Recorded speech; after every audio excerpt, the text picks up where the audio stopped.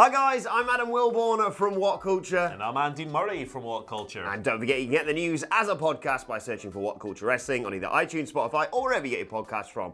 But coming up today, a WWE superstar has been receiving death threats. The top women's wrestler that could be set to win the Impact World title. And a house show disaster for WWE. This is the news. And we're going to kick things off with probably the only thing we can really kick this video off. Can you do this on your own? I really don't want to talk about this. Yeah, this is really quite terrible no matter what way you look at it. Jordan Myles. If you've had your ear to the ground, if you've been looking at social media over the weekend, if you looked at a wrestling news website, any of those things, you will know exactly what we're talking about. We're talking about the t-shirt design that arose, the controversy that arose surrounding this, frankly, offensive design over the weekend.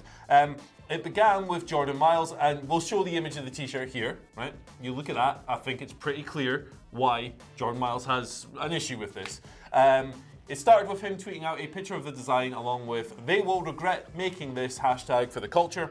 He then tweeted shortly afterwards, a few hours later, saying, "I will keep posting this until my voice is heard. I'm not sorry for anything I say or do. Representation is important." He then calls out Vince and Triple H. He says, "If this is Vince and Triple H's vision of me, then this is a slap in the face to every African-American promoter, fan, and supporter." So this t-shirt design was up on WWE's custom tee service. There's all kinds of other NXT designs on there. It was one of like a splurge of them that kind of appeared on there. It was up there, but it was quickly pulled and replaced with a new design that kind of looks a bit like the Space Jam logo.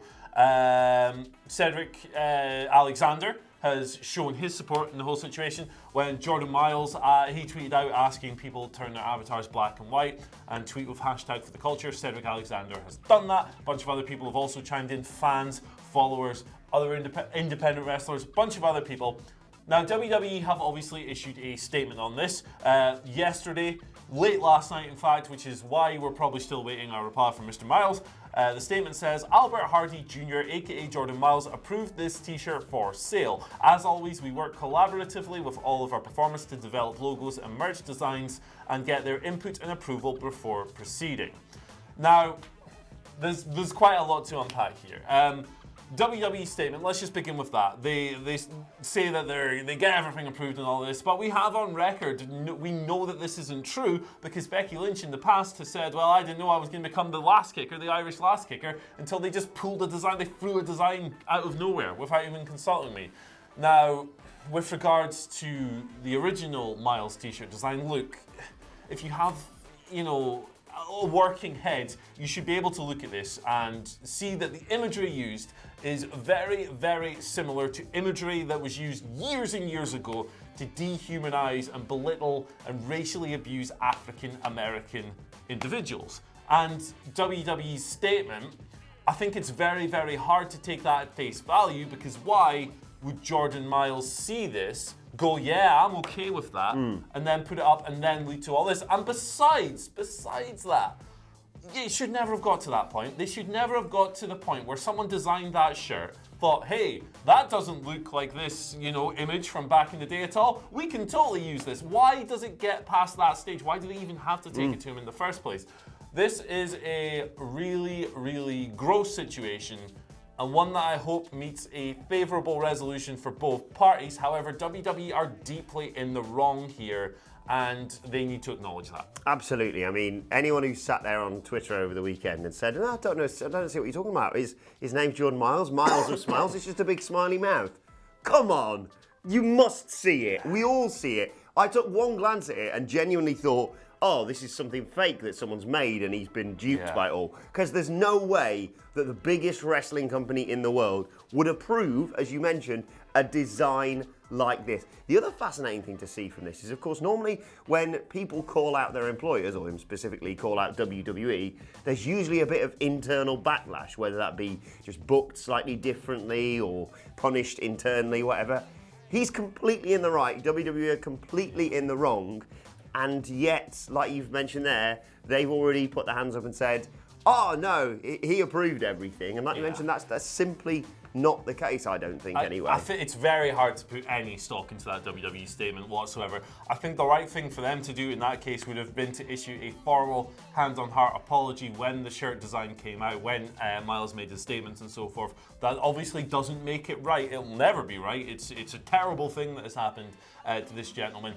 But, you know, the company for once need to take ownership of the idea that maybe they've done something wrong. And this was the worst thing to wake up to at the weekend. Yeah, exactly. Really it's simply something that should not be happening in 2019, and we'll keep you updated when we get a response from Jordan Myles about that. Let's move on to some more depressing news around WWE now, with Bobby Lashley revealing he has been receiving death threats over his ongoing storyline with Lana and Rusev. He revealed this in a video published to Lana's official YouTube channel over the weekend and says he's getting very, very bad comments. Ones I don't want to say on camera right now. Vulgar death threats. There's a lot of things. He also said, I'm not a hard person to find, and if anyone has anything to say about me, they can just come and see me. Now, we obviously have to take those threats and the revelation about those threats at face value. Admittedly, this whole Lana Rusev Lashley thing is, of course, a storyline within WWE, which is going to be followed up tonight with Divorce Court. Can't wait for that one. But yet again, it's something that I can't believe is still going on in 2019. It's crazy. Especially around a wrestling storyline that's pretty harmless. Yeah, it is, and to be fair, Bobby seems to have taken it in good stead. His line there about I'm not hard to find, you can come and see me if you have comments and so forth, doesn't sound like it would be a great idea for the health and safety of these people who are allegedly making these threats and stuff. Bobby Lashley is an absolute behemoth of a man who could snap any of these people in half with a click of his fingers. Yeah, it's nuts. What's going on? What's going on with wrestling at the moment, man? I just can't figure any of it out. Stop being a Twitter troll. Yeah, just literally do anything else. As my man Chris Thompson through the house says every single day, just be excellent to each other. Yeah, exactly. You know. But what do you reckon is going to happen tonight in Divorce Court? I think it's whatever it is, you know, something hilarious. It's going to be hilarious. Like, this storyline has crossed into like bizarro, perverse comedy for me, and I just want it to be as stupid as possible. Please. I don't care. Rusev ends up marrying, I don't know, Kayla Braxton for some reason. Lana and Bobby Lashley adopt a dog that is actually a cactus. The cactus falls sick, and Rusev ends up with custody of the cactus, which is also a kumquat. I just want stuff like that, man. Yeah, we'll be discussing it a little bit more later on today's Raw preview, and I'm excited. I'm excited to hear what the Dudley boys think about this, because I think Michael Sidgwick might explode. Michael Hamflett back, by the way. Yes. Back from the brink. Better than ever. Welcome back, fella. I thought this was going to be his last winter, I'll be honest. He's so old. He hasn't got many left. Shout out to Ben Roy. Let's move on. Yeah. Let's talk a little bit about Impact Wrestling, which I'm sure will please a lot of people out there who are, you know, we should talk about Impact a little bit more. But we've got a story here surrounding one of Impact's biggest stars, Tessa Blanchard, a celebrated women's wrestler. Since a celebrated wrestler, let's not put women's wrestler. She's just great. Yeah. She's been tremendous in Impact. She's 24 years old, still loads and loads of promise. One of the biggest stars in the company, one of the most talked about stars in that company. And according to Big Daddy Dave of the Wrestling Observer, it looks like she is in line for a big, big push. He notes that it's quite clear from her recent booking patterns in Impact, of course her failure to win the X Division Championship at Bound for Glory last week, that Impact are developing a slow build to her eventually winning one of the big singles titles, the World or the X Division Championship, with the idea being that they're going to get fans so worked up that they're really pining for it and there'll be no backlash. This is in line with Scott D'Amore's recent comments on a press call last week that Impact are going to go all in on intergender wrestling because they kind of need a niche. Everyone else is doing their own thing. Impact don't really have that USP at the moment. They're going to go in on that. Of course, we've seen Tessa Blanchard clash with the likes of Sami Callihan, a friend of the channel, Sami Callihan. Piss off, Sammy. We all hate you. I love Sami Callihan. Simon Miller is going to kick your ass, Simon Miller's going to rip his head off and shove it up his bum, isn't he? And Jake Christen, among other people. She was in that ladder match at Bound for Glory as well.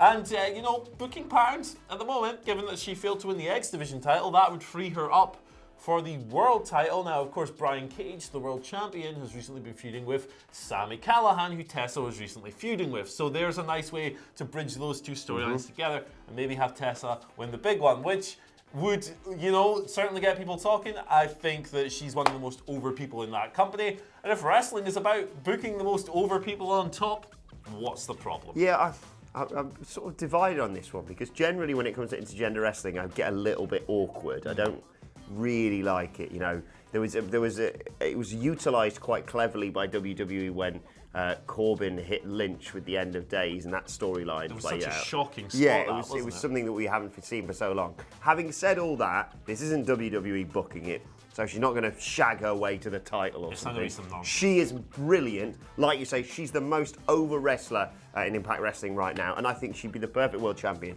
And I think that could be a monumental point, not because of a woman winning the world title, but I think the reaction would be huge. Yeah, I think it would be. And you could make the argument that someone of Tessa's size going up against like Brian Cage, who's a behemoth of a man, isn't realistic. But people do Irish whips, and what's realistic about an Irish whip? So Yeah. It's wrestling. There are boundaries and so forth, but they've been stretched to high heaven already. Cool.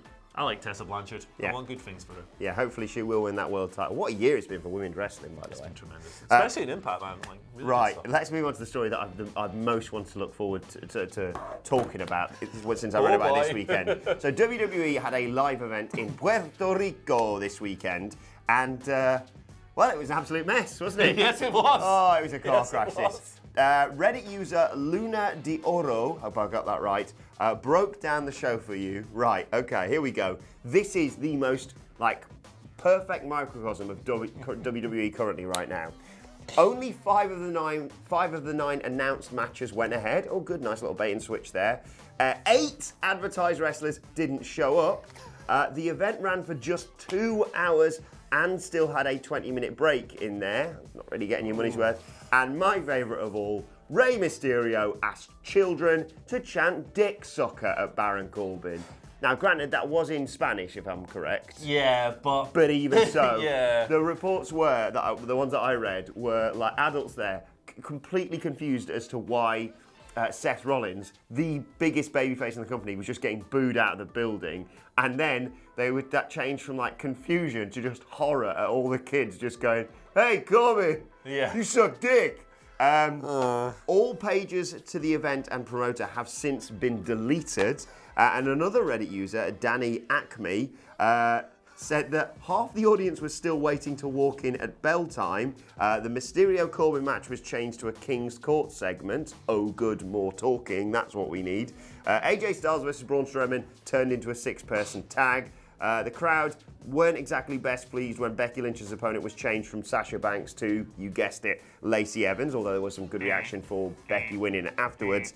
And WWE did the whole red lights bollocks for Seth versus Bray, and that lasted just a few minutes, basically. Though, don't worry, everyone. Raw tonight, and then Crown Jewel on Thursday. What a week it's going to be. That show sounds absolutely hilarious. Now, don't get me wrong, I'd be very upset if I'd paid money for this, and the fans are absolutely right to voice their discontent. But, it sounds really funny. If that was on the network, I would drink 7 beers, watch that, and have a great time. I mean, I know we talk all the time about WWE being completely future-proofed, but I've been listening back to a lot of old WCW stuff, and it's like that, but the money well will never run out. That being said, you hear stories like this and people's outrage and negative crowd reactions and so forth, and it's pretty easy to see why the company's live event business is cratering at the moment. Exactly. I really don't know how I'm going to last this week. I've been. It's broken. Let's be perfectly honest. I think I had a week last week where I was just a bit ill. The Raw, Lana, Lashley, Rusev thing kind of broke me. Here's what we're going to do. We've got Raw tonight, and then I'm doing the live stream for Crown Jewel with Phil on Thursday. Here's what we're going to do, mate. So earlier this week, Phil put these lovely soundproofing things up on the wall to like just protect the rest of the office. Don't want to hear our bollocks when we're sitting here ranting away. But they've all fallen off because the glue just, I don't know, it just didn't work. It's crazy over here. It's like an iceberg. What I'm going to do, Adam Wilborn, is I'm going to start when you leave work today. I'm going to wrap you in these things, right, from head to toe, so that you are not a danger to yourself, to your wife at home, to everyone else in the office when these shows unquestionably infuriate you. Because please join us for Crown Jewel on Thursday. Yeah. And it's going to be fun. I tell you what, your fists will be 5 of these things deep. You can hit me as hard as you want to let the frustration out, but we've got to look out for your well-being. Poor Phil. I know, Is he going to be all right? Okay, let's move on to your Twitter questions anyway. At WhatCulture WWE, if you want to get in touch with us. We'll start with Courtney Sampson, who says, "G'day from Dabo, Australia." I'm already in a better mood. Courtney says, "I thought it pretty bloody funny, mate, that Shorty G and Ollie are basically the same height. What other..." I'm just going to ask this properly because otherwise you won't be able to understand it. What other redundant stereotypes can we make a gimmick, brackets, that aren't racist, close brackets? Fat guy. Fat guy. Walter, hey, he's got a couple of extra tires. Let's make him a fat guy. Bastian Booger Jr. Yeah, I mean, the thing is, like, I love that they're doing this short guy thing. Have Walter, like, snack halfway through a match. Yeah, like, the thing is, like, the short guy thing for Chad Gable's hilarious because, as you say, he is, like, the same height as Ali. That outfit on SmackDown, man. I know, he looks like a little kid who's just been dropped off at school basketball practice. Like, the thing, Chad Gable's an absolute killer. He could wreck almost like 99% of the people on that roster in a real life fight because of his Olympic wrestling experience and he's Shorty G. So when you're applying these ridiculous gimmicks, I think it's best to go like, hey, Walter could be a fat guy, or I don't know, let's make Bobby Lashley comedy bald guy. Although I guess with the current storyline, they're not exactly doing right by him either. When I read this, I was genuinely sat there going, "Oh, it's a really good question. What other redundant stereotypes can we make a gimmick that WWE haven't done already?" And then I was like, no, they've kind of done them all, and they'll just keep doing them. I think we might be due another "I like to smoke" storyline soon. I'm an alcoholic. I bet they'll do the smoke storyline and they won't even give it to Riddle, will they? Yeah. Bastards. Right, let's move on. Second question today comes from Nick Kearney. Nick says, "Jericho should probably hold on to the AEW Championship for a few more months to help build up the title by working his magic as a despicable heel champion." Spot on, Nick. Yeah. Did you see the footage that AEW released or shared, because we just might have missed it, from last week's show, where he stole someone's crutch? I've not seen this. He just snatched it. There's a guy stood there with crutches and he went, "I'll have one of them." Brilliant. He's such a piece of trash. And he said, "How would you book Cody to lose at Full Gear while still protecting the most over guy in AEW?" 25-minute match, clean pinfall loss. I don't want to see any screwy finishes. I don't want to see any distractions, interferences, none of that crap. I think the one thing AEW have done very well so far, and this is something that New Japan do very well so far as well, is that getting guys over in defeat. The idea that you can push. Look at Darby Allin against Chris Jericho. He was enhanced. He wasn't knocked back down. Obviously, he's nowhere near as over as Cody and so forth. But I would like to see AEW be that genuine paradigm shift. We need to get away from the argument of this person can't lose or this person shouldn't lose. We need to get away from that. We need to move on. We need to start using clean losses as drivers for storylines. It's something that WWE don't do. When they try it, they do it very poorly. They book people under. AEW can really stand out as a promotion if they do that. I want to see Cody lose clean. I want to see him either tap out to the walls, tap out to the Lion Tamer, or tap out to the deadliest move of all time, the Judas Effect. Yeah, I sense. My brain is so tuned to WWE, my mind immediately went, Jake Hager's going to knock him out. Yeah. But I completely agree with that. I think a Judas Effect either out of nowhere or just, Jericho realising he's probably not going to beat him in a fair fight. So just sort of being really sneaky and maybe just sort of getting the referee in the way. And then as Cody moves him out of the way. I know that's a little bit shenanigans. Jericho being a dickhead is cool stuff, but I think that there has to be a pin, and it should come through actions of Jericho, whether that is him cheating or just getting the move and winning. Keep the Judas Effect as this just all concrete finisher for me. Final question today comes from Mr. Backdos, who says, "Can Shorty G," his name's Shorty G, "can Shorty G be built as the new all-positive, flashy fighting spirit of the company to the level of John Cena?" No, because his name is Shorty G and they make him dress like a kid at basketball practice. I think that you know, Like, he is a white meat babyface, isn't he? So they're probably going to turn him heel. Yeah, probably, just for the banter. The thing is, like, it's so frustrating because Chad Gable, like, Still better name than Shorty G. Yeah, Chad Gable is such a talented guy who proved in the King of the Ring tournament that he could get over on the strength of his awesome ring work alone. And he's such a charming fella as well. Like, when he was doing the Jason Jordan storyline in NXT, he had this, like, Kurt Angle goofball charisma with the towel and everything. Like, he has so many attributes that they could have capitalized on to get him over. The problem is, when WWE do this thing where they say this guy's short, or this guy's not good, or this guy's old, or whatever, it just feels like a burial. And it's very, very hard to get over that when it feels like the company are mocking this guy, when they're like ribbing him.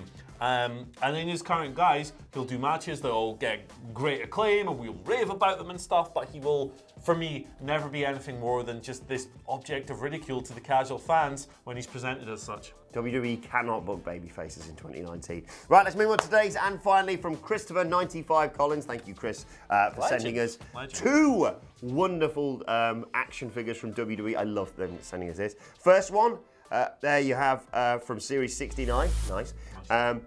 Bobby Lashley, there he is, with his NXT Tag Team Championship, and for some reason wearing a flak jacket with the words Acom written on it. And weird way to spell Bobby. And another intriguing release from WWE here, alongside him, there's Ricochet. Ricochet with his long flowing locks there. Who is that? And is that and Seth? his little AJ Styles. Oh no, it's AJ. Okay, well it doesn't even look like AJ. Yeah, true. Oh my god. I love the fact that they've got the little True FX. Look, this is the real face of AJ Styles in a Ricochet box. More of this always makes me laugh. How do they keep doing this?